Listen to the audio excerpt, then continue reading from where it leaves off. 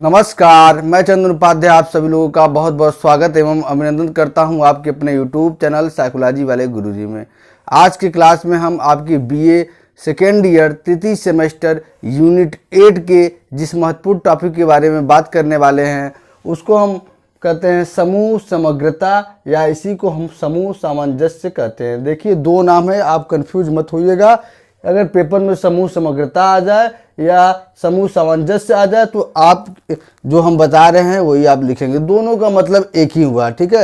यानी कि इसका दो नाम है। कहने का मतलब है किसी व्यक्ति का एक स्कूल का नाम होता है, एक घर का नाम होता है। ठीक उसी प्रकार से इसका एक नाम समूह समग्रता है और एक नाम क्या है, समूह सामंजस्य। इंग्लिश में इसका एक ही नाम है जिसको हम कहते हैं ग्रुप कोहेसिवनेस। ठीक, तो इसी के बारे में हम चर्चा करते हैं। वीडियो में आप लास्ट तक बने रहेगा। और अगर आप चैनल पर नए हो तो चैनल को सब्सक्राइब कर लीजिएगा, क्योंकि इस चैनल पे आपको साइकोलॉजी से रिलेटेड सभी टॉपिकों को बहुत ही आसान भाषा में पढ़ाया और समझाया जाता है। साथ ही साथ आपको हेरिटेज नोट्स भी प्रोवाइड किया जाता है। तो चलिए समझते हैं और देखते हैं कि क्या होता है समूह समग्रता या क्या होता है समूह सामंजस्य। यूनिट 8 में जो पहला टॉपिक था समूह की प्रकृति क्या होती है, प्रकार क्या होती है, इसका पहले ही क्लास हमने ले लिया है। आप उसको विजिट करके चैनल पे देख सकते हैं। आज हम बात करेंगे समूह सामंजस्य क्या होता है। उसके बाद 2-3 टॉपिक और है, उसको हम पढ़ा लेंगे तो आपका जो है पूरा तृतीय सेमेस्टर का यूनिट आठों यूनिट आपका कंप्लीट हो जाएगा। ठीक है। उसके बाद मैं इससे संबंधित एक मॉडल पेपर बनाऊंगा जिसमें आपको संभावित प्रश्नों को मैं बताऊंगा। तो इसलिए आप लोग वीडियो में बराबर बने रहिए और जो है इसको देखते और समझते रहिए। देखिए, समझिए, पहले इसके अर्थ देख लेते हैं समूह समग्रता का। देखिए, समग्रता समूह संरचना की एक प्रमुख बीमा होती है। समूह संरचना यानी कि समूह के निर्माण की एक प्रमुख बीमा क्या होती है, समग्रता या सामंजस्य होती है। ठीक, समूह समग्रता से तात्पर्य इस बात से होता है कि समूह के सभी सदस्य किस सीमा तक समूह में बने रहने के लिए प्रेरित रहते हैं। ठीक है, यहाँ पे समूह समग्रता से क्या तात्पर्य है कि इस बात से होता है कि समूह के सभी सदस्य किस सीमा तक समूह बने रहने के लिए प्रेरित रहते हैं। जिस सीमा तक समूह के सदस्य समूह में बने रहने के लिए प्रेरित रहते हैं, समूह की समग्रता उतनी ही अधिक मानी जाती है। ठीक है, यानी कि कहने के तात्पर्य यह है कि यहाँ पे समूह समग्रता या समूह सामंजस्य से तात्पर्य यहाँ पे इस बात से है कि ये बताए समूह किसे कहते हैं। पहले आप ये समझे, इसके पहले हमने उसका अर्थ परिभाषा सब एकदम डिटेल में बताया है, उसको जाके आप चैनल विजिट करके देख लीजिएगा। समूह मतलब दो या दो से अधिक व्यक्तियों का समूह जो एक निश्चित उद्देश्य के लिए एक जहाँ इकट्ठा हो, उसे क्या कहेंगे, हम समूह कहेंगे। ठीक है, तो ये कह रहा है कि समूह में किस सीमा तक बने रहने के लिए प्रेरित रहता है। जिस सीमा तक समूह के सदस्य समूह बने रहने के लिए प्रेरित होते हैं उसे समूह की समग्रता उतनी ही अधिक होती है। यानी कि समूह की समग्रता, समूह की सामंजस्य मतलब ये कह रहा है कि उसको समूह समग्रता माना जाएगा जिस समूह में ज़्यादा से ज़्यादा सदस्य जुड़ना चाहेंगे। ठीक है, ज़्यादा से ज़्यादा सदस्य जब जिस समूह में जुड़ना चाहेंगे उस समूह की समूह समग्रता उतनी ही अधिक होगी। दूसरे शब्दों में देखते हैं, आप स्पष्ट हो जाएगा आपको कि समूह समग्रता यह बतलाती है कि सदस्यों के लिए समूह कितना आकर्षक है। ठीक, जिस कारण से सभी सदस्यों के लिए समूह जितना आकर्षक होगा, सदस्य उतना ही समूह में बने रहना चाहेंगे और तब समूह की समग्रता उतनी ही अधिक होगी। कहने की यह तात्पर्य है कि आप समूह समग्रता या समूह सामंजस्य क्या होता है इसका एकदम सामान्य अर्थ समझिए। ये कह रहा है कि जिस समूह में, ठीक है, जो समूह जितना ज़्यादा आकर्षक होगा, ठीक है, उस समूह से ज़्यादा व्यक्ति जुड़ना चाहेंगे। अब ज़्यादा व्यक्ति जुड़ना चाहेंगे तो उस समूह के समूह सामंजस्य या समूह समग्रता उतना ही अधिक होगी। ठीक है, जिस समूह से ज़्यादा व्यक्ति जुड़ना चाह रहे हैं, ठीक है, इसका मतलब कि वह समूह क्या है, आकर्षक है और उसका समूह समग्रता अधिक है। इसी को समूह समग्रता कहा गया है। आगे हमने 2 परिभाषा ली है जिससे आपको जो है समूह समग्रता और भी अच्छे से स्पष्ट होगा। पहला परिभाषा है फेल्डमैन 1985। ये कहते हैं कि समूह समग्रता से तात्पर्य उस सीमा से होता है, किस सीमा से होता है, जिस सीमा तक समूह के सदस्यों में सदस्य बने रहने की इच्छा होती है। ठीक है, ये कह रहा है कि समूह समग्रता से तात्पर्य उस सीमा से होता है जिस सीमा में क्या होता है, समूह में सदस्यों की बने रहने की प्रवृत्ति होती है। बने रहने के लिए दो सदस्यों को समूह बने रहने के लिए समूह के सदस्यों में सदस्य बने रहने के लिए इच्छा होती है। यानी इनका ये कहने का ये तात्पर्य कि समूह समग्रता क्या है, एक सीमा है, ठीक, जिसमें समूह के सदस्य करे किसी समूह में कोई सदस्य तब तक जो है जुड़ा रहेगा जब वो समूह क्या है, समग्र रहेगा या आकर्षक रहेगा। तो इसी को इन्होंने क्या कहा है कि समूह की समग्रता कहा है ना, कि तब जब तक कि समूह के सदस्यों में सदस्य होने बने रहने के लिए इच्छा थी। यानी जब तक के जो समूह के सदस्य होते हैं वो मानते हैं कि समूह हमारी आवश्यकताओं की पूर्ति कर रहा है और ये आकर्षक है, तब तक उससे जुड़े रहने की इच्छा होती है। फेस्टिंगर 1950 के देखते हैं, ये कह रहे हैं कि समूह समग्रता उन सभी बातों यानी कि फोर्सेस के परिणामी होता है, ठीक है, रिजल्ट होता है जो सदस्यों को समूह में बने रहने के लिए बाध्य करता है। आप ही बताइए, किसी समूह के सदस्य आप क्यों बनते हैं? आपका जैसा विचार है, जैसा इच्छा है, जैसा आवश्यकता है, ठीक है, उस हिसाब से आप किसी समूह के मेंबर बनते हैं। ठीक है, मान लीजिए आपकी आम राजनीतिक पार्टियों का बात लेते हैं। मान लीजिए दो राष्ट्रीय पार्टी इस समय है, भारतीय जनता पार्टी और कांग्रेस। ठीक, इसमें आपकी विचारधारा जो है, ठीक है, आपकी विचारधारा जिससे मिलती है, साथ में जो पार्टी आकर्षक है, जिससे ज़्यादा से ज़्यादा लोग जुड़ रहे हैं, उसमें क्या है, आप जुड़ने के लिए बाध्य होंगे, उसी तरफ आप जाएंगे। तो इससे हम क्या कहेंगे, उस ग्रुप की समूह समग्रता क्या है, अधिक है।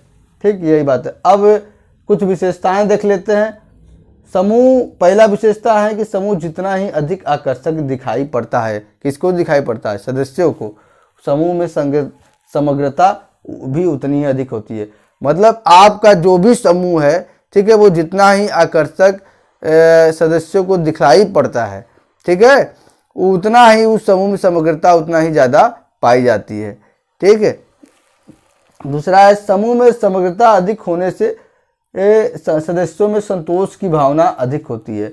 यदि समूह में सामंजस्य, यहाँ समग्रता को आप सामंजस्य लीजिए, आपको और अच्छे समझ में आएगा। समूह में सामंजस्य अगर अधिक होगा, सभी में तालमेल अगर अधिक होगा, तो क्या होगा, सदस्यों में संतोष की भावना भी अधिक होगा। संतोष की भावना तभी ना अधिक होगी जब सदस्यों के सभी सदस्य जो उसमें हैं उन सभी में आपस में तालमेल होगा, सभी के जो विचारधाराएं आपस में मैच खाएंगी, तभी ना संतोष की भावना होगी। नहीं तो संतोष की भावना क्या, असंतोष की भावना उत्पन्न हो जाएगी। तीसरा है समग्र समूह या सामंजस्य समूह। आप समग्र के जहाँ सामंजस्य कर लीजिए, ठीक है, आपको अधिक समझ में आएगा। सामंजस्य समूह अधिक स्थिर होता है। ठीक है, जो समग्र समूह होता है वो क्या है, अधिक स्थिर होता है, तो सदस्यों का मनोभाव भी ऊंचा आता है। यानी कि समग्र समूह अधिक स्थिर होता है। समूह किसे कहते हैं, उस समूह में जो समूह आकर्षक होता है, तो जिसमें ज़्यादा से ज़्यादा लोग जुड़ना चाहते हैं, उसकी समूह की समग्रता अधिक होती है और वो क्या होता है, स्थिर होता है, जल्दी वो उसके अस्तित्व में खतरा नहीं आता है। और साथ ही साथ उस समूह के सदस्य होते हैं, उनका मनोबल भी ऊंचा होता है। आगे बढ़ते हैं, अगला चौथा विशेषता है समूह में समग्रता अधिक होने से सदस्यों का समूह लक्ष्य की ओर अधिक प्रेरित और प्रोत्साहित नहीं करना। मतलब समूह में जब समग्रता अधिक होगा, समग्रता कैसे अधिक होगा कि उस समूह में ज़्यादा से ज़्यादा लोग जुड़ना चाहते हैं, वो समूह आकर्षक है, वो समूह क्या है, व्यक्ति की आवश्यकताओं की पूर्ति कर रहा है। तो उसके सदस्यों क्या होता है, जो समूह का मेन होता है, नेतृत्व करता होता है, उनको क्या होता है, जो समूह का लक्ष्य होता है उसकी तरफ क्या है, उनको अभिप्रेरित और प्रोत्साहित नहीं करना पड़ता है। जिस समूह में समग्रता, हर समूह का एक समूह लक्ष्य होता है, ग्रुप गोल होता है, जिसको पूर्ति के लिए प्रत्येक सदस्य जो है कि उसके में जी जान से लगे रहते हैं। तो ये विशेषताएं हैं समूह की। अब हम देखेंगे अगला, समूह समग्रता या सामंजस्य को प्रभावित करने वाले तत्व। यानी कि समूह समग्रता या सामंजस्य को ऐसे कौन कौन से तत्व जो प्रभावित कर सकते हैं। सबसे पहला है कि आवश्यकता की संतुष्टि। आवश्यकता की संतुष्टि भी क्या होता है, समूह समग्रता को प्रभावित करता है। कैसे करता है, हर समूह में क्या है, दो प्रकार के सदस्य, पहला प्राथमिक समूह, दूसरा गौड़ समूह। प्राथमिक समूह की भूमिका क्या होती है, समूह में ज़्यादा होती है, गौड़ समूह की भूमिका कम होती है। इसलिए प्राथमिक समूह की अधिकतर आवश्यकताओं की पूर्ति क्या है, समूह में हो जाती है। और जबकि वही बात करें हम गौड़ समूह की, तो गौड़ समूह की अधिकतर आवश्यकताओं की पूर्ति नहीं हो पाती, यानी कुछ खास की आवश्यकताओं की पूर्ति होती है। तो मनोवैज्ञानिक, समाज मनोवैज्ञानिक कहते हैं कि जिस समूह में अधिकतर सदस्यों की आवश्यकताओं की पूर्ति हो जाती है, उस समूह की समग्रता अधिक मानी जाती है। और यदि किसी कारणवश ऐसा नहीं हो पाता है तो उस समूह की समग्रता क्या है, या समूह में सामंजस्य कम हो जाता है। ठीक है, जिससे उस समूह का अस्तित्व खतरे में पड़ जाता है। अगला है समूह लक्ष्य। देखिए, जैसे हर व्यक्ति का एक लक्ष्य होता है, उसी प्रकार से हर समूह का एक लक्ष्य होता है, जिसमें समूह के लक्ष्य में सभी जो समूह के सदस्य होते हैं उनमें उनका क्या है, उनमें विश्वास होता है। और उसकी पूर्ति के लिए क्या होता है, सभी सदस्य एकजुट होते हैं और आगे बढ़ते हैं। लेकिन कभी कभी ये देखा जाता है कि हर व्यक्ति का, देखिए, अपना व्यक्तिगत लक्ष्य भी होता है और समूह लक्ष्य होता है। व्यक्तिगत लक्ष्य क्या होता है, उसका छिपा होता है। जैसे एक डॉक्टर का काम क्या होता है, डॉक्टर का समूह लक्ष्य, मान लीजिए डॉक्टरों के समूह का समूह लक्ष्य क्या होता है, मानव कल्याण करना होता है। लेकिन अधिकतर डॉक्टर ऐसे भी होते हैं जिसका व्यक्तिगत लक्ष्य होता है ज़्यादा से ज़्यादा धन कमाना और ज़्यादा से ज़्यादा लोगों से जुड़ना, जिससे उनको ज़्यादा से ज़्यादा फायदा हो। ठीक है, अगर किसी समूह में समूह लक्ष्य और सदस्यों के व्यक्तिगत लक्ष्य में संगति पाई जाती है, मतलब दोनों समान हैं, एक ही उद्देश्य है, ठीक है, तब क्या होती है, उस समूह की समग्रता या समूह में सामंजस्य अधिक होता है। लेकिन जब समूह का जो लक्ष्य है वो अलग और व्यक्ति का व्यक्तिगत लक्ष्य जो है वो अलग, तो क्या होता है, इसमें समूह में समग्रता या समूह में सामंजस्य की दशा बिगड़ जाती है और उस समूह से अधिकतर सदस्य क्या होते हैं, अपने आप को अलग कर लेते हैं। अगले तत्व की बात करते हैं, सदस्यों में आकर्षणीयता। देखिए, सदस्यों में आकर्षणीयता जो होता है वो भी क्या है, प्रभावित करता है समूह समग्रता को। कैसे?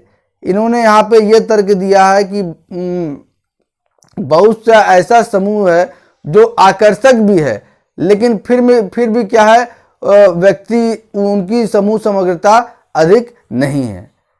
ठीक है, ये कह रहे हैं कि बहुत से ऐसा समूह है जो जिनकी समूह समग्रता काफ़ी ऊंचा है, वो आकर्षक भी है, लेकिन फिर भी सदस्यों का जो मन है, सदस्यों के जो विचार हैं उनमें नहीं मिलते हैं।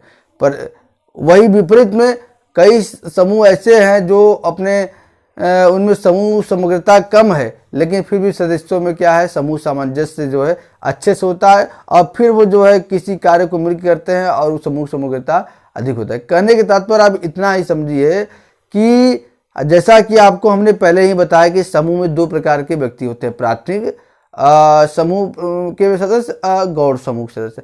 प्राथमिक समूह सदस्य मतलब ज़्यादा समय देते हैं, गौड़ समूह के सदस्य मतलब जैसे आप पार्ट टाइम जॉब करते हैं, फुल टाइम जॉब करते हैं। ठीक है, उसी प्रकार है। तो प्राथमिक समूह सदस्यों को ज़्यादा महत्व दिया जाता है, उनकी ज़्यादा आवश्यकताओं की पूर्ति की जाती है। वही गौड़ समूह सदस्यों को ज़्यादा महत्व नहीं दिया जाता है, उनकी कुछ खास आवश्यकताओं की पूर्ति की जाती है। तो वैसे में आप देखेंगे समूह के प्रत्येक जो सदस्य होते हैं उनके विचार, उनके मत अलग अलग होते हैं। ठीक, और वो उच्च और निम्न वर्ग के भी होते हैं।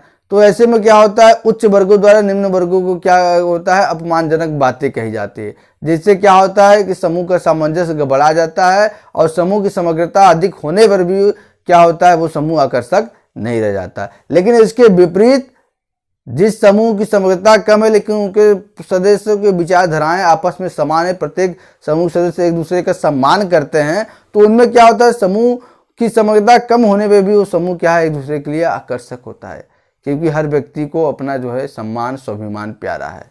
ठीक, ये आप समझ गए होंगे, आशा करता हूँ समझ गए होंगे। आगे बढ़ते हैं, समूह की क्रियाएं एवं नेतृत्व। अब समूह की क्रियाएं एवं नेतृत्व कैसे प्रदान करता है? देखिए, किसी समूह की ऐसी क्रियाएं हैं, समूह की ऐसे कार्य जिससे अधिकतर सदस्यों की आवश्यकताएं पूरी हो जाती है, तो उस समूह की समग्रता अधिक होगी। ठीक, समूह का जो नेतृत्व करने वाला नेतृत्व करता है, जिसको सभी सदस्यों ने मिलकर एक लीडर बनाया है, अगर वो सभी समूहों के सदस्यों के आवश्यकताओं का ध्यान रखता है, सभी का सम्मान करता है और आपस में मिलकर आगे बढ़ने के लिए सबको मोटिवेट करता है, तो उस समूह की समग्रता अधिक होगी।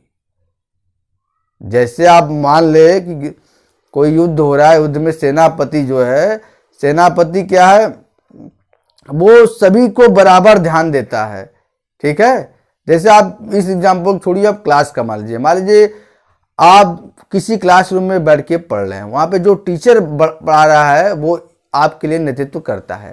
ठीक है, अगर वो सभी एक समान सभी बच्चों पर ध्यान देता है, ठीक है, तो क्या कहा जाएगा कि उस समूह की समग्रता अधिक माना जाएगा। ठीक, मतलब ज़्यादातर बच्चे तब अच्छे से समझेंगे और बच्चे उस टीचर ज़्यादा पढ़ेंगे। अगर बच्चा बस कुछ लोगों को जो आगे बैठे उनको पढ़ा के हट जाता है, तो इससे उस टीचर का नेतृत्व करता का जो बात सभी सदस्य नहीं मानेंगे और उस समूह में आकर्षकता के जहाँ पे विकर्षकता हो जाएगा और पीछे के जो बच्चे हैं उनसे नहीं पढ़ना चाहेंगे। तो ये है समूह क्रिया एवं नेतृत्व। ठीक है, ये समूह समग्रता या समूह सामंजस्य, समूह को बिगाड़ने के प्रभावित करने वाले तत्व हैं। आगे हम बढ़ते हैं, ये है अगला हमारा, अगला है समूह समग्रता का प्रभाव। अब समूह समग्रता का प्रभाव सदस्यों पर क्या पड़ता है, इसको अब जरा देखिएगा। देखिए सदस्यों पर समाज क्या पड़ता है। इसमें हमने 4 हेडिंग लिया है। पहला है सदस्यता का संपोषण। अब इसको ध्यान से समझिएगा, सदस्यों का पोषण करना, संपोषण करना। लेकिन इसमें जब आप पढ़ेंगे तो देखेंगे इसमें यह बताया गया है कि अगर किसी समूह की समग्रता अधिक है लेकिन वो आकर्षक भी है, ठीक है, तब भी जो उसके सदस्य स्वेच्छा से उस समूह की सदस्यता त्याग कर दूसरे समूह में जा सकते हैं या जाते हैं। ऐसा क्यों होता है?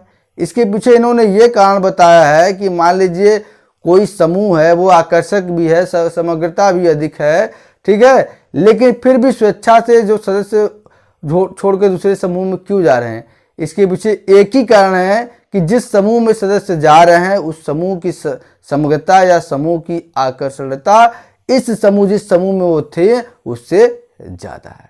जैसे यहाँ पे इन्होंने पार्टियों का एग्जाम्पल लिया है, ये लिया है पार्टियों का एग्जाम्पल कि जैसे एक समय था जब कांग्रेस पार्टी, ठीक है, एक समय था जब कांग्रेस पार्टी में से बहुत ज़्यादा लोग जुड़ना चाहते थे, ठीक, लेकिन धीरे धीरे क्या हुआ, धीरे धीरे उस पार्टी की आकर्षणता है, अभी भी है, वो राष्ट्रीय पार्टी है, ठीक है, और समग्रता भी है, लेकिन धीरे धीरे उससे क्या है, व्यक्ति अलग होता गया। अलग होकर कहाँ गया? भारतीय जनता पार्टी में गया। क्यों? क्योंकि वो उससे ज़्यादा समग्र है, उससे ज़्यादा क्या है, वो आकर्षक है, क्योंकि वो पावर में है। जैसे आपने देखा होगा कि चुनाव आते ही जो विभिन्न प्रकार के राजनीतिक दल के नेता हैं एक पार्टी से दूसरे पार्टी को जाते रहते हैं। इसे कहते हैं सदस्यता का संपोषण।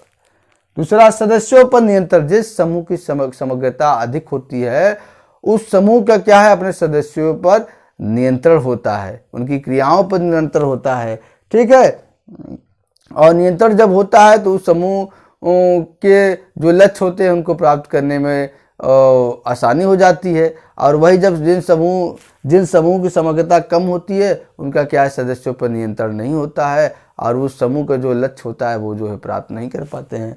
अब यह चौथा है आत्मसम्मान। जिस समूह की समग्रता अधिक होती है, ठीक है, उस समूह के प्रत्येक व्यक्ति का मनोबल ऊंचा होता है, ठीक है, और सभी लोग मनोबल ऊंचा तो सभी लोग एक साथ मिलकर किसी काम को करने में सहभागिता दिखाते हैं और साथ ही साथ इससे उनका आत्मसम्मान भी बढ़ता है, ठीक है, प्रत्येक लोग एक दूसरे को सम्मान देते हैं बोलते समय, बात करते समय। वही जब समूह की समग्रता कम है तो क्या होगा, प्रत्येक उसमें क्या होगा, आत्मसम्मान की भावना होगी? नहीं होगी।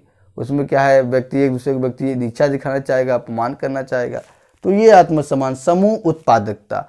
अब देखिए समूह उत्पादकता मतलब आप अगर इसका सामान्य अर्थ लगाएं तो यही होगा कि जिस समूह की समग्रता या जिस समूह में सामंजस्य ज़्यादा है उस समूह की उत्पादकता, वो जो समूह लक्ष्य बनाया है उसकी उत्पादकता ज़्यादा होगी। वही जिस समूह के समूह समग्रता कम है उस समूह की क्या है, सामंजस्य या समूह समग्रता और उत्पादकता कम होगी। लेकिन यहाँ पे इन्होंने समाज मनोवैज्ञानिकों ने अलग तरीके से बताया है कि जो समूह का लक्ष्य है, यदि समूह का लक्ष्य क्या है, उत्पादकता को बढ़ावा देना है, तो समूह समग्रता अधिक होगा तो उत्पादकता को भी बढ़ावा मिलेगा, उत्पादक की गतिविधियां भी अधिक होंगी। लेकिन कोई समूह ऐसा है जिसका लक्ष्य क्या है, उत्पादकता को बढ़ावा नहीं देना है, तो क्या है कि उसका समूह समग्रता अधिक होने पर भी उसका उत्पादकता अधिक नहीं बढ़ेगा। जैसे आप बोले ये मिल मालिक हैं, फैक्ट्री मालिक हैं, जिसका जो जैसे उद्देश्य रहता है उसी के हिसाब से वो होता है। ठीक, तो ये समूह समग्रता पर 4 तरह से प्रभाव पड़ता है। इसके हमने तत्व समूह समग्रता या सामंजस्य के तत्व बता दिए। अर्थ क्या होता है, परिभाषा, विशेषता, सब हमने आज की क्लास में आपको समझाने की कोशिश किया। समूह समग्रता, अगर समग्रता आपको न समझ में आए तो बार बार आप समूह समग्रता की जगह पे समूह सामंजस्य का प्रयोग कीजिए। हालांकि आपके समाज मनोविज्ञान में समूह सामंजस्य को समूह समग्रता कहा गया है, लेकिन अपने सुविधा के लिए आप क्या है, समूह सामंजस्य भी प्रयोग कर सकते हैं, क्योंकि दोनों का अर्थ एक ही होता है। ठीक, तो आज की क्लास में हमने यूनिट 8 का समूह, जिस टॉपिक पर हमने चर्चा किया है वो समूह समग्रता या समूह सामंजस्य। इसके बाद हम जो है यूनिट 8 का लास्ट टॉपिक जो है समूह प्रभावशीलता की प्रक्रिया, और उस प्रक्रिया में क्या क्या हमको पढ़ना है, सामाजिक सुविधा या सामाजिक श्रमान्वयन और सामाजिक आवारगी, ये पढ़ना है। इसको हम पढ़ा देंगे तो आपका क्या है, पूरा 3rd सेमेस्टर का जितना यूनिट 8 है कंप्लीट हो जाएगा। और उसके बाद हम लोग क्या करेंगे, अपना अगले सेमेस्टर यानी कि सेमेस्टर 4 का क्लास स्टार्ट कर देंगे। ठीक, तो आज की क्लास में इतना ही, मिलते हैं हम अपने अगले क्लास में, तब तक के लिए आपका बहुत बहुत धन्यवाद।